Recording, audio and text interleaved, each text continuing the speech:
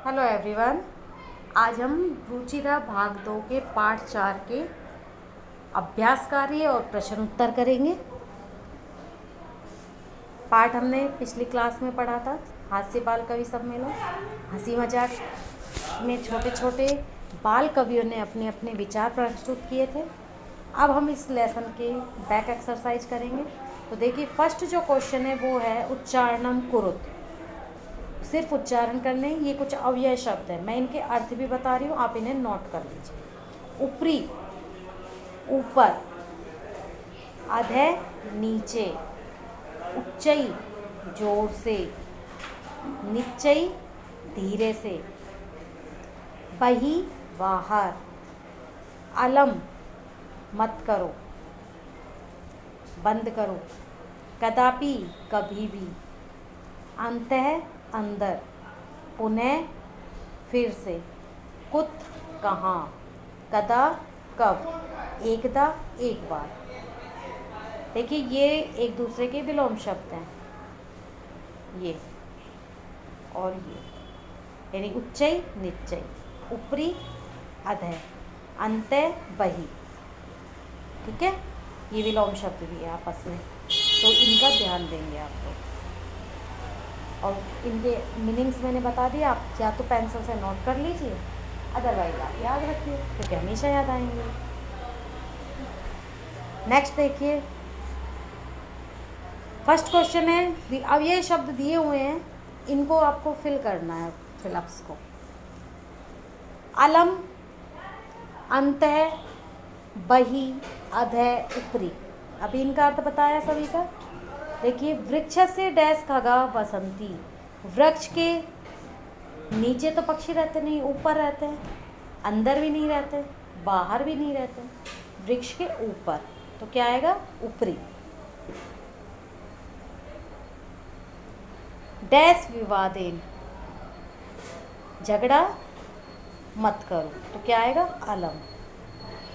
और ये बताया था, अलम के साथ हमेशा तृतीय विभक्ति का प्रयोग होता है, और ऊपरी के साथ हमेशा षष्ठी विभक्ति आती है, ऊपरी का भी और अधः दोनों के साथ षष्ठी विभक्ति आती है, ये ध्यान रखना। बही के साथ हमेशा पंचमी विभक्ति आएगी, बही यानी बाहर। वर्षा काले गृहात बही मागच, बारिश के समय घर से बाहर मत जाओ। तो बही के योग में पंचमी विभक्ति का प्रयोग होता है।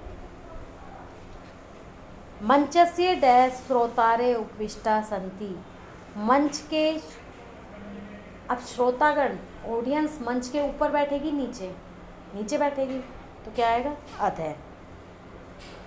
छात्रा विद्यालय से डैश प्रविशन्ति, छात्र विद्यालय के प्रवेश करते हैं, विद्यालय के अंदर प्रवेश करेंगे, बाहर तो करेंगे नहीं, ना ऊपर करेंगे ना नीचे करेंगे, तो क्या आएगा, अंतः।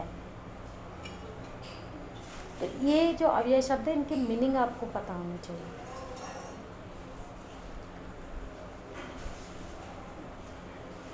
नेक्स्ट देखिए,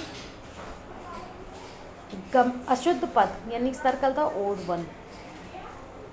गमंती, यछंती, प्रछंती, धावंती। इसमें जो गलत है वो है हमारा गमंती, क्योंकि गम धातु के रूप गच्छ में बदल जाते हैं, तो हमारा आता गच्छन्ति, जबकि यहाँ क्या दे रखा है, गमंती।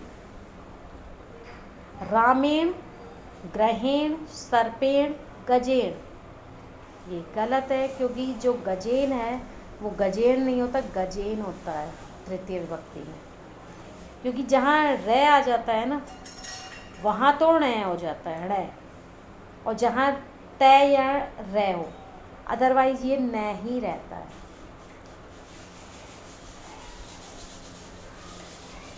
लतिया, मातिया, रमिया, निशिया, मातिया, मतिया होता है। लते, रमे, माते, प्रिय, तो इसमें माते, माते जो शब्द है उसके रूप मातृ यानी ऋकारांत में चलेंगे। लिखती, गर्जती, फलती, सेवती, सेव धातु के रूप आत्मनेपदी धातु में चलते हैं, सेवते, सेवताम, सेवंते, तो ये परस्मैपदी धातु में नहीं चलते। ठीक है, तो ये सेवती नहीं आएगा, सेवते आएगा, सेवते। क्लियर। नेक्स्ट, समानार्थक पदानी चित्वा लिखत, यानी इसमें जो वर्ड दिए गए हैं इनमें से छांटकर इनके समानार्थक यानी पर्यायवाची शब्द लिखने हैं। तो फर्स्ट देखिए, प्राप्य यानी प्राप्त करके, तो प्राप्य के क्या आएगा, लब्ध्वा। कुशला, दक्षा, निपुणा, लेकिन जो वर्ड है वही लिखना। हर्षस्य, प्रसन्नताया,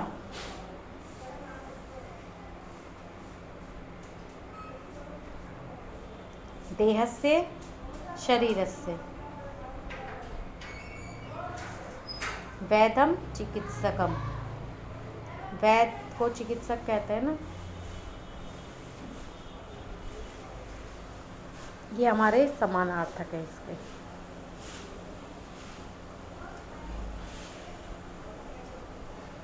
नेक्स्ट देखिए, हमें नोटबुक में किस तरह करना है। पहले हम अपना फॉर्मेट बनाएंगे, इसके बाद फिलअप्स करेंगे इसके, जो भी कराएं आपको। इसके बाद समानार्थक शब्द इस तरह लिखोगे। ठीक है, फिर विलोम शब्द इसमें बुक में नहीं है लेकिन मैंने करा रखे हैं, वो आप देख लो। विलोम पदानी अधय का होता है ऊपरी, अभी बताया था। अंत्य, बही। दुर्बुद्ध, सुबुद्ध। दुर्बुद्ध यानी दुष्ट बुद्धि वाला, और सुबुद्ध अच्छी बुद्धि वाला। उच्चई, नीचई। दुर्लभम, सुलभम। दुर्लभ होता है जो कठिनाई से प्राप्त हो, सुलभ जो सहजता से प्राप्त हो, सरलता से। देवता, दानवा। देवता का दानव भी होता है, राक्षसा भी लिख सकते हो, दैत्या भी लिख सकते हो। नेक्स्ट देखिए क्वेश्चन, प्रश्नानाम उत्तराणी एक पदेन लिखत। फर्स्ट क्वेश्चन है, वन वर्ड में आंसर देने। मंचे कति बाल कवि उपविष्टा संति।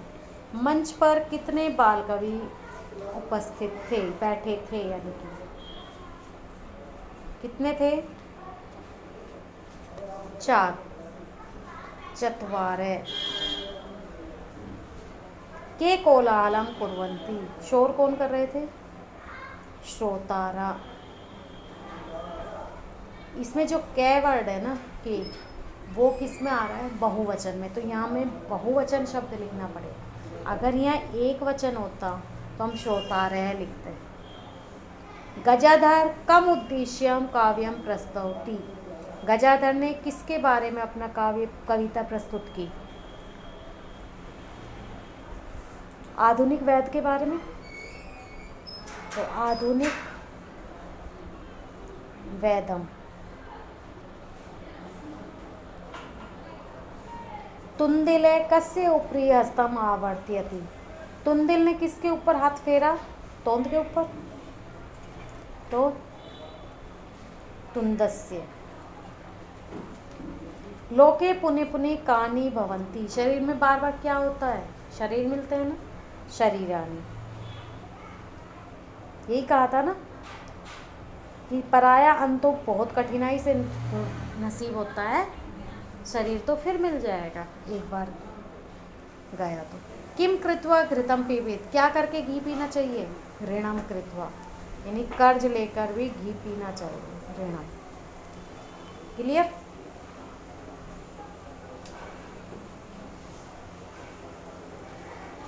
नेक्स्ट देखिए, ये एक स्टोरी है। देखो, एक राजा ने एक बंदर को रख रखा था, अपना मित्र मानता था उसको, बहुत अच्छा, वो उसी के साथ रहता। तो एक बार वो राजा की बहुत सेवा करता था। तो एक बार एक मक्खी राजा को तंग कर रही थी, तो कैसे बंदर ने उस मक्खी को भगाया, क्या क्या नुकसान किया वो देखो।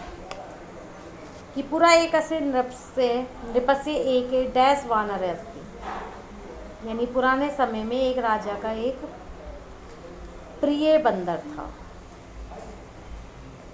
एक दिन नृपे डैश आसी। एक दिन राजा सो रहा था, तो क्या आएगा, सुप्तः। वानरे डैश तम अजीवियत। वानर बंदर पंखे से उसे हवा कर रहा था, व्यजनेन पंखे से। तदेव एका मक्षिका नृपस्य नासिकायाम उपविशत, उपाविशत यानी बैठ गई। मक्षिका मक्खी। तभी एक मक्खी राजा की नाक के ऊपर बैठ गई। यद्यपि वानरे वारं वजनेन ताम निवारयति इसमें, तथापि सा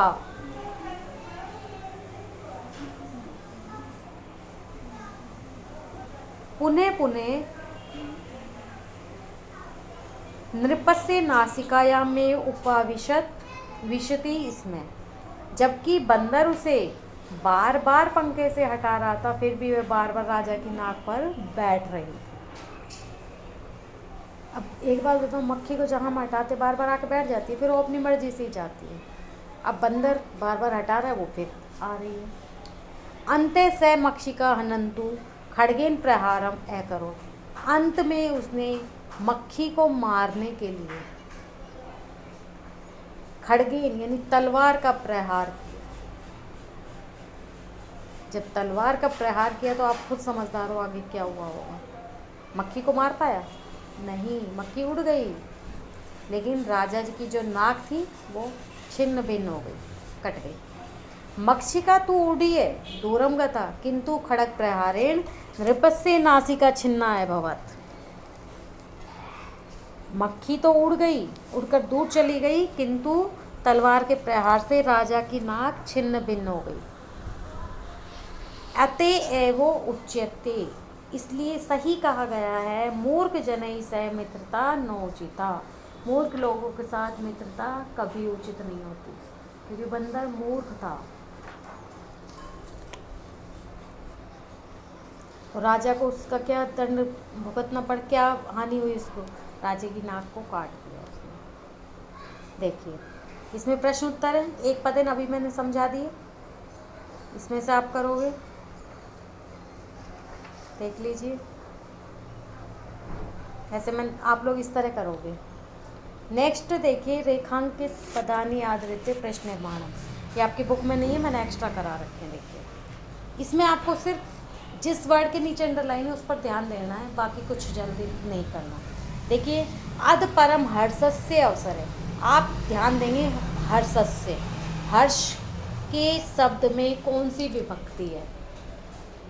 हर्ष शब्द में नपुंसकलिंग की षष्ठी विभक्ति है, प्रथमा एक वचन। तो षष्ठी विभक्ति जो नपुंसकलिंग का एक वचन है वो आता है कस्य।